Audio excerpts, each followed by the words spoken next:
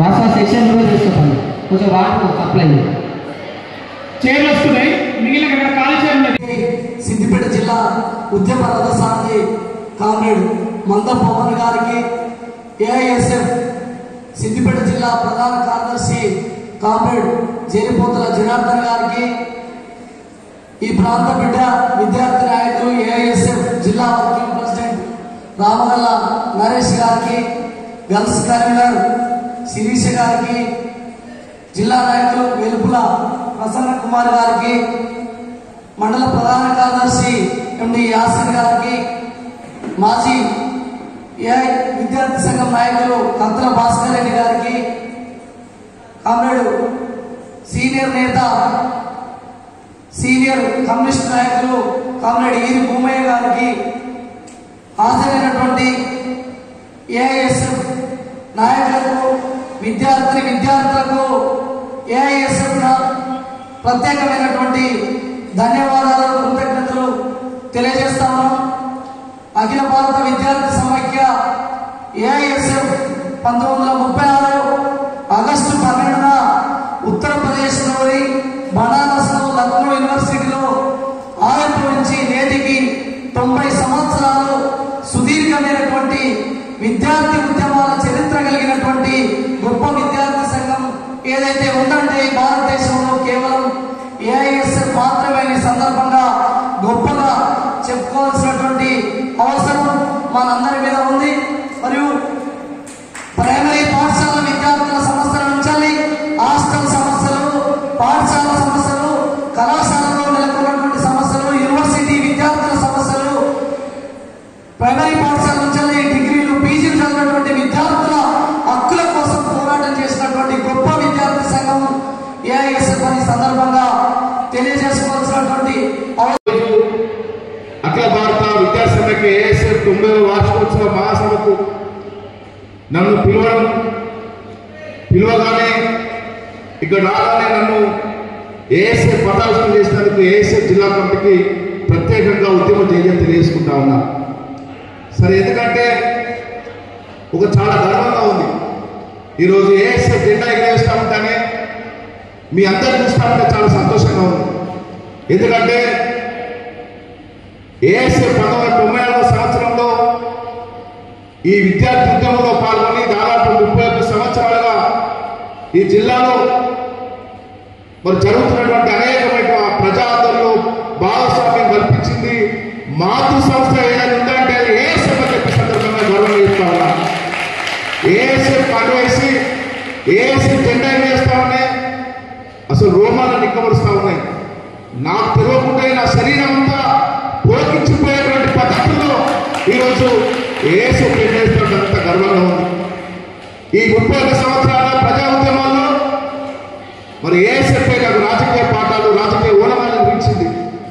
నేను కూడా మీ లెక్కనే ఇంటర్మీడియట్ చదువుకున్నటువంటి దశలోనే సిద్దిపేట కాలేజీలో అప్పుడు ఏఎస్ఎఫ్ నాయకులు ఉపన్యాసం చేస్తూ ఉంటే అసలు ఎందుకు చదువుకుంటా ఉన్నాం మనం? మన యొక్క లక్ష్యం ఏంటి?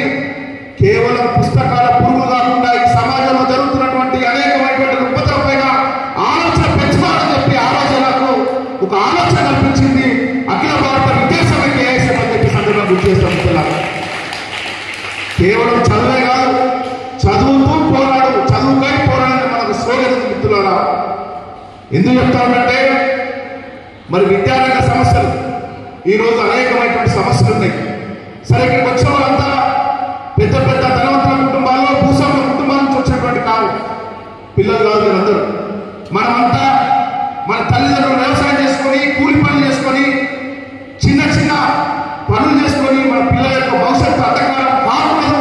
మన బతుకులు ఈ విధంగా ఉంటే మన పిల్లలు భవిష్యత్తులో ఒక మంచిగా రాణించాలి, ఉన్నత చదువు చదువుకోవాలని చెప్పి ఏ తల్లిదండ్రులు అయితే కళ్ళు కనుక్కున్నారో అదే పద్ధతిలో మనల్ని కూడా ఈరోజు కళాశాలకు పంపిస్తా ఉన్నారు.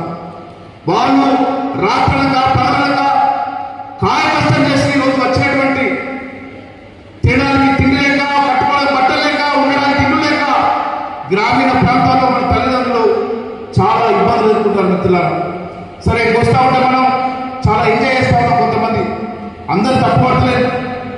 ఈరోజు అంటే ఎదుటి వాళ్ళని చూసి మన జీవితాలు ఏ విధంగా ఉండాలని చెప్పి ఇక్కడనే మనం బీజాలు పడేటువంటి అవసరం ఉంది. మనం యుక్త వయసులో ఉన్నాం. మనమంతా టీనేజ్ అంటే 16, 17, 18, 19 ఈ టీనేజ్ మన జీవితాన్ని మలుపుతిప్పేటువంటి మరి ఇక్కడనే మన పునాదులు, మన జీవితాన్ని మనం ఏ విధంగా పదిలంగా ఉంచుకుంటామో, ఏ విధంగా మరి భవిష్యత్తులో మన జీవితాలను టర్న్ చేసుకుంటామా లేకుంటే మరి యూటర్న్ చేసుకుంటామా అన్నటువంటి బీజాలు పడేటువంటి ఏజ్ ఇప్పుడు.